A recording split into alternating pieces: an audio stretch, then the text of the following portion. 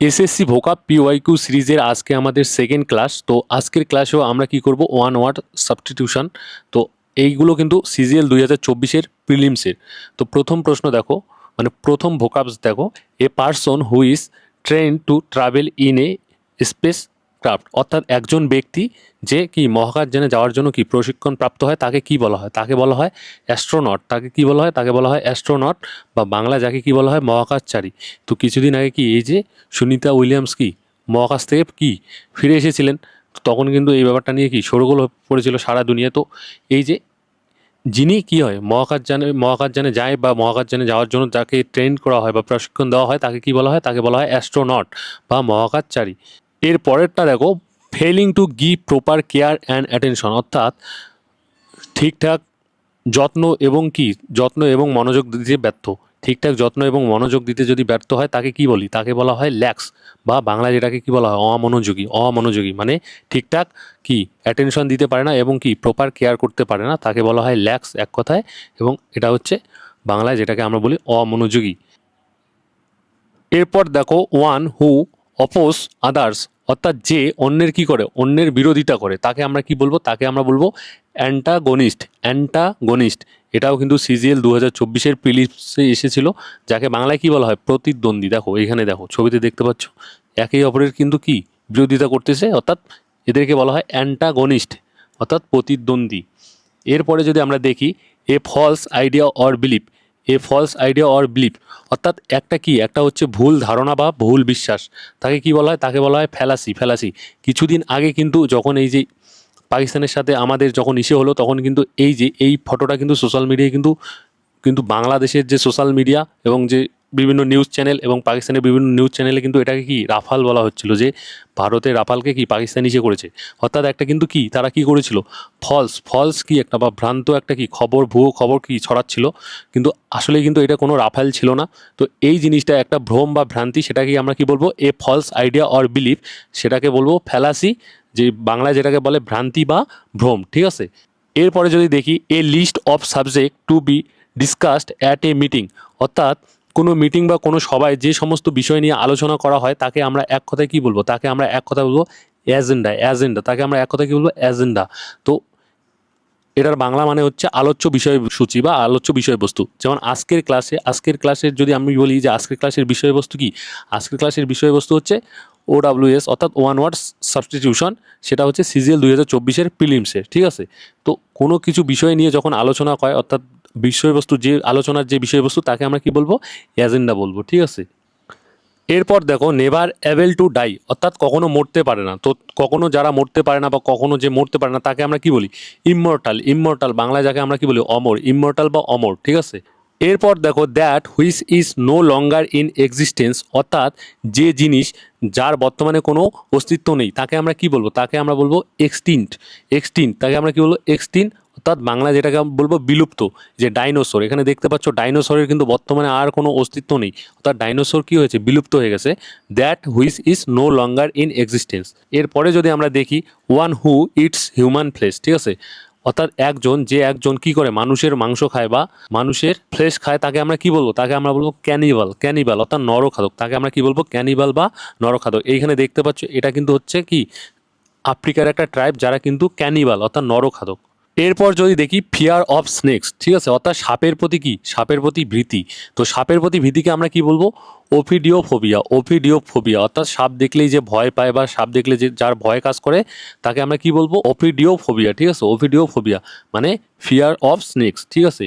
এরপরে যদি আমরা দেখি, এ পিরিয়ড অফ 10 ইয়ার্স, অর্থাৎ 10 বছরের যে সময়কাল তাকে আমরা এক কথায় কি বলবো, 10 বছরের যে সময়কাল তাকে আমরা কিন্তু বলি ডিকেড, ঠিক আছে, বাংলায় যেটাকে আমরা বলি দশক। দেখো 2015 থেকে 2025 সাল, এই যে 10 বছরের সময়কাল, এটাকে আমরা কি বলবো, একটা দশক বলবো বা ওয়ান ডেকেড বলবো, ঠিক আছে। 10 বছরের সময়কালকে আমরা কি বলবো, এই পিরিয়ড অফ 10 ইয়ার্সকে আমরা বলবো ডেকেড।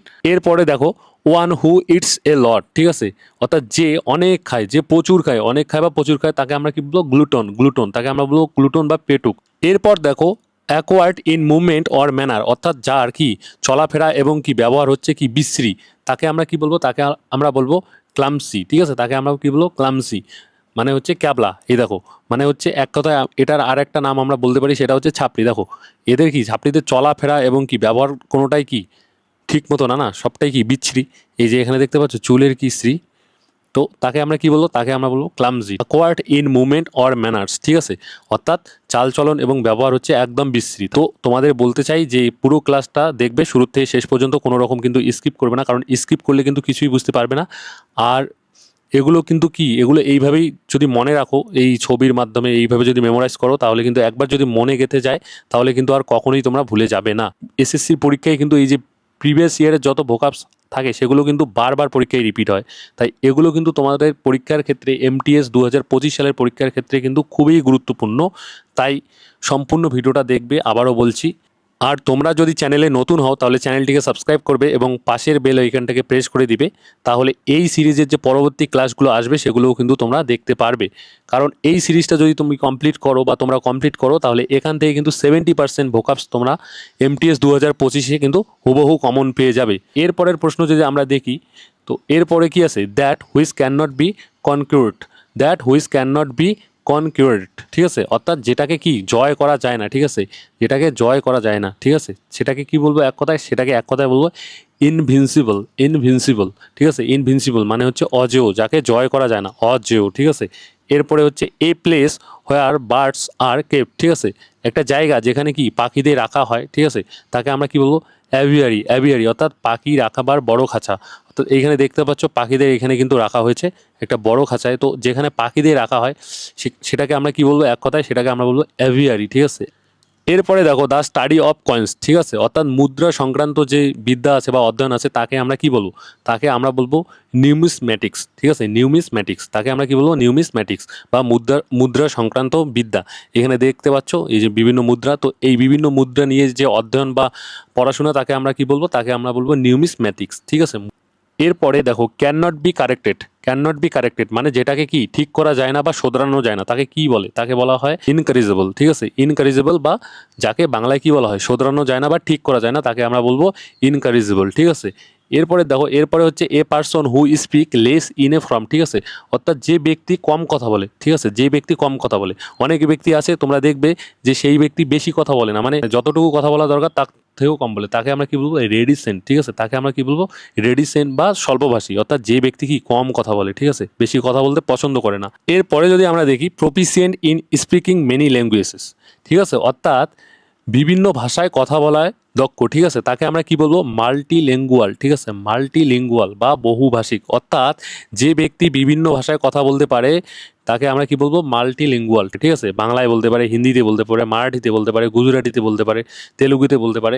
তো বিভিন্ন ভাষায় যারা কথা বলতে পারে তাদেরকে আমরা কি বলবো মাল্টিলিঙ্গুয়াল, ঠিক আছে। এরপরে দেখো a person who likes to argue about anything, অর্থাৎ যে ব্যক্তি যে কোনো বিষয়ে কি তর্ক করতে পছন্দ করে, যে কোনো বিষয়ে তর্ক করতে পছন্দ করে তাদেরকে আমরা কি বলবো, তাদেরকে আমরা এক কথায় বলবো কন্টেন্টিয়াস, কন্টেন্টিয়াস বা বাংলাতে যাকে বলা হয় ঝগড়াটে, ঝগড়াটে ব্যক্তি, তারা যে কোনো বিষয়ে কি তর্ক করতে পছন্দ করে।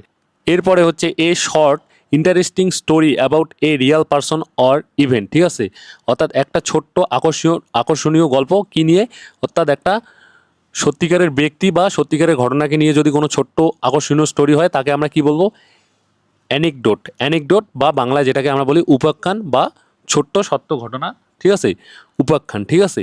এরপরে যদি আমরা দেখি one who don't show response to good or bad, ঠিক আছে, অর্থাৎ একজন ব্যক্তি সে ভালো এবং খারাপ কোনো কিছুতেই কি রেসপন্স করে না, ঠিক আছে, কোনো কিছুতেই তার তোয়াক্কা নেই, ঠিক আছে, তো তাকে আমরা কি বলবো স্টোইক, ঠিক আছে, স্টোইক, তাকে কি বলবো আমরা স্টোইক বা বিষয় বিমুখ, ঠিক আছে, ভালো হচ্ছে না খারাপ হচ্ছে তার কোনো সেখানে ধ্যান নেই, ঠিক আছে, তাকে আমরা কি বলবো স্টোইক বা বিষয় বিমুখ, ঠিক আছে।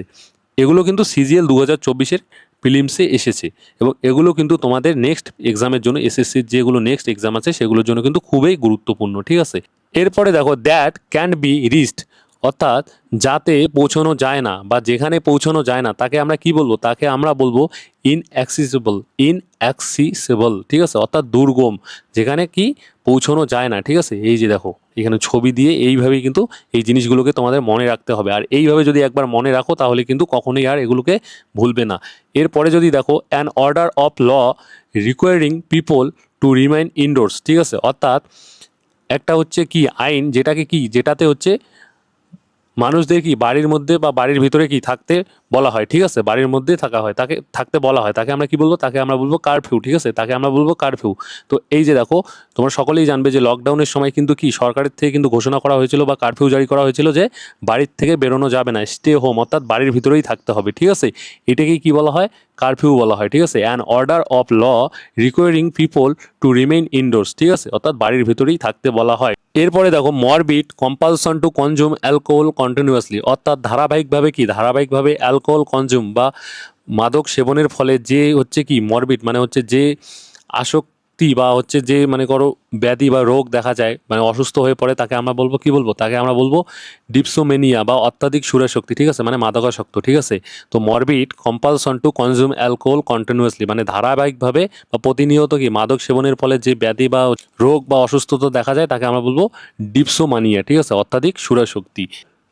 এরপরে দেখো a government by the officials, ঠিক আছে, একটা সরকার কার দ্বারা পরিচালিত হয়, যখন আধিকারিকদের দ্বারা পরিচালিত হয়, তাকে আমরা কি বলবো, তাকে আমরা বলবো বিউরোক্রেসি, ঠিক আছে, বিউরোক্রেসি বা আমলাতন্ত্র, বিউরোক্রেসি বা আমলাতন্ত্র।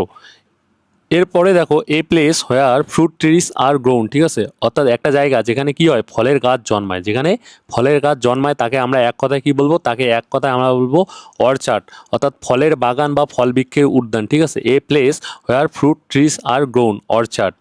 এরপরে দেখো exclusive circle of people with a common purpose, ঠিক আছে, অর্থাৎ একটা নির্দিষ্ট উদ্দেশ্যে বা নির্দিষ্ট স্বার্থে যখন অল্প কয়েকজনের একটা কি সার্কেল তৈরি হয় বা দল বা গোষ্ঠী তৈরি হয়, তাকে আমরা কি বলবো, তাকে আমরা বলবো ক্লিক বলবো, তাকে ক্লিক বলবো, একই স্বার্থে আবদ্ধ ক্ষুদ্র দল, ঠিক আছে, অর্থাৎ একটা ছোট্ট দল হবে এবং তাদের সকলের কি একটা নির্দিষ্ট উদ্দেশ্য থাকবে বা স্বার্থ থাকবে, তাকে আমরা বলবো ক্লিক। এরপরে যদি আমরা দেখি an obtain imaginary place or state of utter perfection and happiness, ঠিক আছে, অর্থাৎ একটা হচ্ছে কাল্পনিক জায়গা বা কাল্পনিক রাজ্য যেখানে হচ্ছে সমস্ত কিছু কি, সমস্ত কিছু পারফেক্ট থাকবে এবং হ্যাপিনেস থাকবে, অর্থাৎ খুব কি আনন্দ থাকবে সেই জায়গায় বা সেই রাজ্যে। তো সেইটাকে আমরা কি বলবো, সেইটাকে আমরা বলবো ইউথোপিয়া, ইউথোপিয়া, ইউথোপিয়া বা রামরাজ্য, অর্থাৎ এইখানে হচ্ছে কি হ্যাপিনেস থাকবে, মানে আনন্দ থাকবে, একদম সুখ থাকবে, সুখে ভরা থাকবে এবং সব কিছু কি পারফেকশন, অর্থাৎ সব কিছুই পরিপূর্ণ থাকবে, সেটাকে আমরা কি বলবো, রামরাজ্য। আর এইটাকে আমরা এক কথায় কি বলবো, ইউথোপিয়া, ঠিক আছে, ইউথোপিয়া।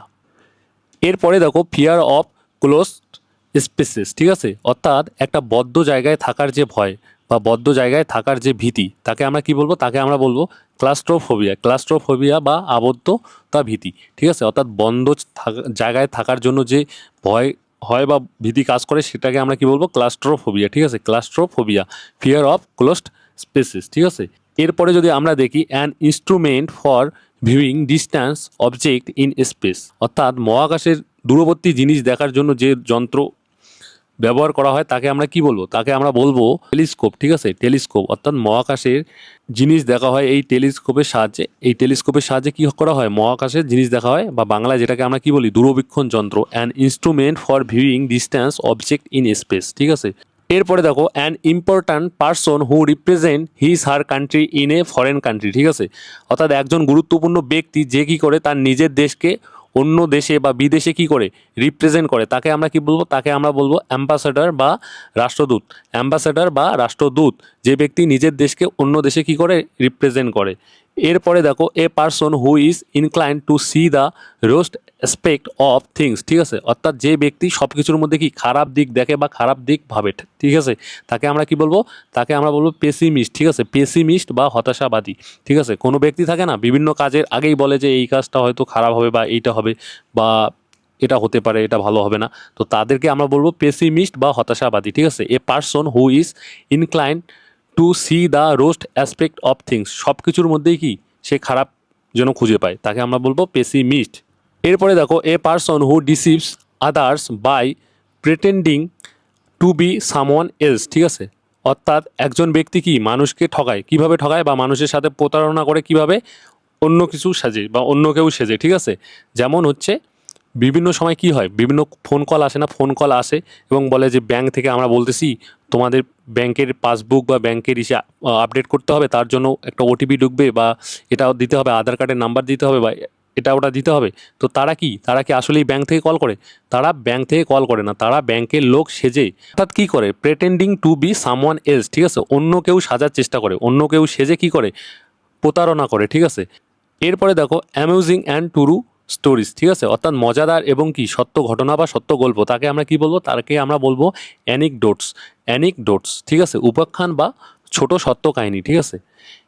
এরপরে দেখো নট ফ্রেশ, ঠিক আছে, নট ফ্রেশ, স্টেল মানে বাসি, ঠিক আছে, জিনিসটা কি ফ্রেশ না, মানে হচ্ছে নট ফ্রেশ, যাকে আমরা এক কথায় বলবো স্টেল বা বাসি, বাংলায় যাকে আমরা বলি। এইখানে দেখতে পাচ্ছ ফলগুলো কি সতেজ বা ফ্রেশ, এগুলো কিন্তু বাসি মানে নষ্ট হয়ে গেছে, তাকে আমরা কি বলবো, স্টেল, ঠিক আছে।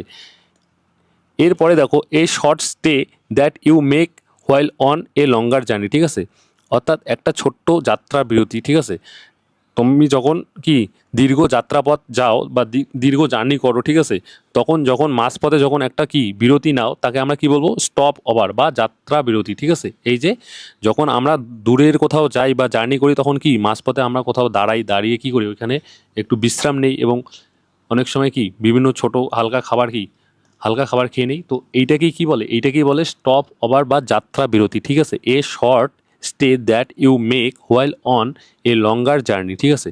এরপরে দেখো much more than usual or expected, ঠিক আছে, অর্থাৎ সাধারণত যেটা হয় বা যেটা কল্পনা করা হয় তার থেকে অতিরিক্ত অনেক বেশি, সেটাকে আমরা কি বলবো, সেটাকে আমরা বলবো এক্সসিডিং, ঠিক আছে, এক্সসিডিং বা মাত্রাতিরিক্ত, ঠিক আছে। এইখানে দেখো, এখানে কি যেটা এক্সপেক্টেড করা হয়েছিল তার থেকে বেশি হয়ে গেছে, এটা ভেঙে একদম চলে গেছে, ঠিক আছে। তো এটাকে আমরা কি বলবো, এক্সসিডিং, ঠিক আছে, much more than usual or expected, ঠিক আছে, যেটা আশা করা হয় বা যেটা সাধারণত হয় তার থেকে অনেকটা বেশি। এরপরে দেখো undue favour to one's own relatives during the hiring process, ঠিক আছে, অর্থাৎ কোথাও নিয়োগ বা নিযুক্তর ক্ষেত্রে যখন কারো নিজস্ব কি আত্মীয় বা নিজস্ব লোকদের কি ফেভার দেওয়া হয়, সেটাকে কি বলা হয়, সেটাকে বলা হয় নেপোটিজম, ঠিক আছে, বা স্বজনপ্রীতি বা স্বজন পোষণ, ঠিক আছে, অর্থাৎ আমি আমার নিজের লোকদের নিব, অন্য কাউকে নিব না, বা আমি আমার নিজের লোকদের দিয়ে করাবো বা নিজের যারা রিলেটিভ আছে তাদের দিয়ে করাবো বা তাদেরকেই সুযোগ সুবিধা দিব, সেটাকে কি বলা হয়, নেপোটিজম। এখানে দেখতে পাচ্ছ নেপোকিট, অনেক সময় এই কথাটা বলে থাকে অনেকেই যে নেপোকিডস, ঠিক আছে, অর্থাৎ বলিউডের যে বিভিন্ন স্টার আছে তাদের যে বাচ্চা কাচ্চা আছে তাদেরকে সুযোগ সুবিধা দেওয়া হয়, যদিও তাদের মধ্যে কি ট্যালেন্ট না থাকে, ঠিক আছে, ট্যালেন্ট না থাকলেও তাদেরকে সুযোগ সুবিধা দেওয়া হয়, কিন্তু এই দিকে অনেক ট্যালেন্টেড কি আর্টিস্ট থাকে, তাদেরকে কিন্তু সিনেমায় সুযোগ দেওয়া হয় না, কিন্তু যারা স্টার তাদের বাচ্চাদের কিন্তু সুযোগ সুবিধা দেওয়া হয়। এটাকেই কি বলে, এটাকেই বলা হয় নেপোটিজম, অর্থাৎ স্বজন প্রীতি বা স্বজন পোষণ, ঠিক আছে। আশা করি এইভাবে যদি জিনিসগুলো তোমরা মাথায় গেঁথে রাখো বা মেমোরাইজ করো এই ফটোর সাথে, ঠিক আছে, এবং বাস্তবের সাথে যদি রিলেট করে পড়ো, ঠিক আছে, তাহলে কোনো দিনেই ভুলবে না। এইবার এমনি যদি এইভাবে যদি পড়তে যাও যে undue favour to one's own relative during the hiring process, তাকে বলা হয় নেপোটিজম, এইভাবে যদি পড়তে যাও তাহলে কিন্তু অনেকটা পড়তে এবং মনে রাখতে কিন্তু সময় লাগবে এবং সেটা তাড়াতাড়ি ভুলে যাবে। কিন্তু এইভাবে যদি বুঝে বুঝে পড়ো বা বুঝে বুঝে করো তাহলে কিন্তু সেটা কোনো দিনই কিন্তু ভুলে যাবে না বা মন থেকে হারাবে না, ঠিক আছে। তো এইভাবেই জিনিসগুলো কি ছবির সাথে বা বাস্তবের সাথে, বাস্তব যে আমাদের সমাজ আছে বা বাস্তব জীবন আছে সেখান থেকে কি রিলেট করে তোমাকে জিনিসগুলো পড়তে হবে। তো এইভাবেই পড়ার চেষ্টা করবে। এইবার আমি এইভাবে বোঝাচ্ছি, তোমরা যদি এইটাকে আরও ভালোভাবে ভাবতে পারো তাহলে সেভাবেই ভাববে, ঠিক আছে, নিজের মতো করে ভাবলে তো আরও বেশি ভালো হয়। এরপরে দেখো the statistical study of human population, অর্থাৎ মানুষের যে জনসংখ্যা আছে সেই জনসংখ্যা নিয়ে যে কি স্ট্যাটিস্টিক্যাল স্টাডি মানে হচ্ছে কি বিশ্লেষণ করা হয় বা সেই মানুষের জনসংখ্যাকে নিয়ে বিভিন্ন তত্ত্ব নিয়ে কি পড়াশোনা করা হয় তাকে কি বলা হয় বা অধ্যয়ন করা হয় তাকে বলা হয় ডেমোগ্রাফি, ঠিক আছে, জনতত্ত্ব বা জনসংখ্যাগত বিশ্লেষণ, ঠিক আছে, অর্থাৎ কোনো জায়গার যে জনসংখ্যা বা জনগণ আছে সেই জনগণ বা জনসংখ্যা নিয়ে কি একদম বিস্তারিত অধ্যয়ন বা বিস্তারিত কি বিশ্লেষণ, তাকে আমরা বলবো ডেমোগ্রাফি। অর্থাৎ সেখানে কতজন লোক আছে, কতজন কি শিক্ষিত আছে, কতজন পুরুষ আছে, কতজন মহিলা আছে, সমস্ত বিষয় নিয়ে যখন আমরা স্টাডি করি বা বিশ্লেষণ করি বা অধ্যয়ন করি সেটাকে আমরা বলবো ডেমোগ্রাফি, ঠিক আছে, the statistical study of human population. এরপরে দেখো lack of interest, enthusiasm or concern, ঠিক আছে, অর্থাৎ কোনো কিছুর প্রতি যখন কি কোনো ইন্টারেস্ট মানে আগ্রহ থাকে না, এনথুসিয়াজম মানে কি উৎসাহ থাকে না, কনসার্ন থাকে না, তো সেটাকে কি বলা হয়, সেটাকে এক কথায় বলা হয় অ্যাপাথি, ঠিক আছে, অ্যাপাথি বা উদাসীনতা বা অনীহা, ঠিক আছে। অর্থাৎ এইখানে দেখতে পাচ্ছ ছবির মধ্যে অনেক সময় কি হয় ক্লাসে টিচার বা ম্যাম বোঝায় এবং সেই ক্লাসে কারোই কিন্তু ইন্টারেস্ট থাকে না বা এনথুসিয়াজম থাকে না বা কনসার্ন থাকে না, ফলে কি তারা যে যার মতো কি এইদিক ওইদিক দেখে। অনেক সময় অনেক স্যার থাকে, কিন্তু তোমাদের অনেকেরই কিন্তু স্কুলে এমন টিচার বা ম্যাম ছিল যার ক্লাস করতে কারোরই ভালো লাগতো না। সেখানে কি হয়, সেই ক্লাসে না থাকে কোনো ইন্টারেস্ট, না থাকে কোনো এনথুজিজম, না থাকে কোনো কনসার্ন। তো এই যে এই ব্যাপারটাকে কি বলা হয়, এই ব্যাপারটাকে বলা হয় অ্যাপাথি বা উদাসীনতা বা অনীহা। ঠিক আছে, কোনো ইন্টারেস্ট নাই, ল্যাক অফ ইন্টারেস্ট। ঠিক আছে, তো এটাই ছিল আজকের হচ্ছে আমাদের শেষ ভোকাপ। এইখানে আমরা 40টা ভোকাপ করলাম সিজিএল 2024-এর। ঠিক আছে, প্রিলিমসের ওয়ান ওয়ার্ড সাবস্টিটিউশন। তো এর পরের ক্লাসে আমরা সিজিএলের বাকি যে ওয়ান ওয়ার্ড সাবস্টিটিউশন আছে সেগুলো কমপ্লিট করব। তো আমাদের যে ব্যাপারটা হচ্ছে তোমাদের আমি বলে দিই যে আমরা কিভাবে করব। প্রথমে আমরা সিজিএল 2024 যে আছে, সিজিএল 2024-এর কমপ্লিট করব, করব ভোকাপ কমপ্লিট করব। তারপরে সিএইচএল এর করবো 2024-এর। ঠিক আছে, সিএইচএসএল এর করবো, তারপরে এমটিএস এর করবো। এইভাবে কি করব, এইভাবে সমস্ত কিছুই করব। তো ওয়ান ওয়ার্ড সাবস্টিটিউশন শেষ হলে আমরা সিজিএল এর কী করবো, সিজিএল এর তখন আমরা করবো ইডিয়ম অ্যান্ড ফ্রেসেস। ঠিক আছে, ইডিয়ম অ্যান্ড ফ্রেসেস করবো, তারপরে আমরা অ্যান্টোনিম অ্যান্ড সিনোনিম শুরু করব। তো এইভাবে কিন্তু আমরা খুব তাড়াতাড়ি, বেশি দিন লাগবে না, আমরা আশা করব যে 1 মাসের মধ্যেই আমরা সমস্ত ভোকাপস, অর্থাৎ 5 বছরের যে এসএসসির ভোকাপস আছে সেগুলোকে আমরা কমপ্লিট করব। ঠিক আছে, তো এই সিরিজটা তোমরা অবশ্যই দেখবে যারা এইবার কি এমটিএস ছাড়াও যে এসএসসি, সিজিএল, সিএইচএল পরীক্ষা দিবে। খুবই কিন্তু এই সিরিজটা তোমাদের কিন্তু হেল্প করতে চলেছে। ঠিক আছে, এইখান থেকে কিন্তু তোমরা হুবহু 70%, আমি বলে দিচ্ছি 70% কিন্তু তোমরা কমন পাবে। ঠিক আছে, 70% একদম হুবহু কমন পাবে, কারণ এসএসসির পরীক্ষায় কিন্তু জিনিস রিপিট হয়। তাই তোমাদের বলবো যে এই সিরিজটা একটা ক্লাস বা দুটো ক্লাস দেখে লাভ নেই, পারলে সম্পূর্ণ সিরিজটাই দেখবে। ঠিক আছে, একটা দুটো ক্লাস দেখার কোনোই মানে হয় না। আর নিজের মতো করে কি নোটগুলো বানাবে, এগুলোকে নিজের মতো করে ভাববে, নিজের মতো করে খাতায় নোট করবে, তাহলে বেশি ভালো হয়। তাহলে কি যখন তোমাকে রিভিশন করতে হবে তখন আর এই ভিডিও দেখতে হবে না। বারবার কি একটা ভিডিও দেখা সম্ভব? কিছুদিন পরে এই জিনিসগুলো মনে নাও থাকতে পারে, তখন কি তোমাকে রিভিশন করতে হবে। আর চেষ্টা করবে নিজের মতো করে জিনিসগুলোকে ভাবার, নিজের মতো করে নিজে জিনিসগুলোকে মেমোরাইজ করার। ঠিক আছে, আর এই যে ক্লাসের যে পিডিএফ আছে সেটা তো আমি দিয়েই দেবো। কোথায় দিয়ে দেবো? টেলিগ্রাম চ্যানেলে দিয়ে দেবো। এই ভিডিও ডেসক্রিপশন বক্সে লিঙ্ক দেওয়া থাকবে, তোমরা সেখান থেকে টেলিগ্রাম চ্যানেলে জয়েন হয়ে এই পিডিএফটা ডাউনলোড করে সেখান থেকে কিন্তু খাতায় নোট করতে পারবে এবং পড়তেও পারবে। আর আমি ভাবতেছি খুব তাড়াতাড়ি তোমাদের এগুলো আমি এখনই করব না, যখন সমস্ত কিছু কমপ্লিট হয়ে যাবে, যখন সমস্ত PYQ সিরিজ কমপ্লিট হয়ে যাবে আমাদের, তখন আমরা কি করব, তখন আমরা এই সমস্ত জিনিসগুলোকে কি মানে A4 সাইজ পেজে কি করব, যে প্রিন্ট ফরম্যাট, যাতে প্রিন্ট করে পড়া যায়, সমস্ত কিছু জিনিসকে আমি একদম A4 সাইজ পেজে প্রিন্টেবল ফরম্যাটে কি তোমাদের দিয়ে দেওয়ার চেষ্টা করব টেলিগ্রাম চ্যানেলে। যদি ভিডিওটা ভালো লাগে, এই ভিডিওটা যদি ভালো লাগে বা তোমাদের মনে হয় যে ভিডিওটা হেল্পফুল, তাহলে অবশ্যই একটা লাইক করে দিও। ঠিক আছে, আর তোমাদের যদি কোনো কিছু জানার থাকে বা কোনো কিছু বলার থাকে তাহলে অবশ্যই কমেন্ট করে জানাবে। আর হ্যাঁ, তোমাদের কাছে একটা জিনিস জানতে চাই যে আমি এসএসসি যে জিকের যে বিভিন্ন প্রিভিয়াস ইয়ার যে কোশ্চেন আছে সেই কোশ্চেনগুলো নিয়ে আলোচনা করতে চাই, বিস্তারিত আলোচনা। ঠিক আছে, এমন না যে এই প্রশ্নটা এসেছে প্রিভিয়াস ইয়ারে এটাই বললাম, এই প্রশ্নটা থেকে আর কি কি প্রশ্ন হতে পারে। দেখো এসএসসির পরীক্ষায় কী হয়, এসএসসির পরীক্ষায় আগের বার বা বিগত বছরের যে প্রশ্নগুলো হয় বা যে জায়গা থেকে প্রশ্ন হয়, তার পরের বার কিন্তু সেই জায়গা থেকে সেই প্রশ্ন না, সেই প্রশ্ন হুবহু না, সেই প্রশ্নটা যেই জায়গা থেকে হয়েছে সেই জায়গা থেকে কিন্তু আরও প্রশ্ন হয়। তো এইভাবে যদি তোমরা চাও যে আমি এসএসসি জিকে, ঠিক আছে, বিগত বছরের যে জিকেগুলো আছে সেই জিকেগুলো নিয়ে আমি বিস্তারিতভাবে তোমাদের সাথে আলোচনা করি, তাহলে সেই ক্লাস যদি চাও তাহলে অবশ্যই এই ভিডিওতে কমেন্ট করবে। ঠিক আছে, অন্তত যদি 10 জন কমেন্ট করো তাহলে কিন্তু আমি তোমাদের সেই ক্লাসগুলোও কিন্তু বিস্তারিতভাবে করানোর চেষ্টা করব। আর এই সিরিজটা তো চলতেই থাকবে। ঠিক আছে, যতদিন না আমাদের এসএসসির যে প্রিভিয়াস ইয়ার যে ভোকাপগুলো আছে সেগুলো আমাদের কমপ্লিট না হয়, এই সিরিজটা চলতেই থাকবে। তো ভিডিওটা ভালো লাগলে আবার বলছি লাইক করে দিও। আর তোমরা যারা এখনও পর্যন্ত চ্যানেলটিকে সাবস্ক্রাইব করো নাই, রিকোয়েস্ট করবো প্লিজ চ্যানেলটিকে সাবস্ক্রাইব করে দিও এবং পাশের বেল আইকনটাকে প্রেস করে দিও পরবর্তী ক্লাস পাওয়ার জন্য এবং ভিডিও পাওয়ার জন্য। দেখা হচ্ছে পরবর্তী ভিডিওতে। এই ভিডিওটা বা এই ক্লাসটা শেষ পর্যন্ত দেখার জন্য অনেক অনেক ধন্যবাদ।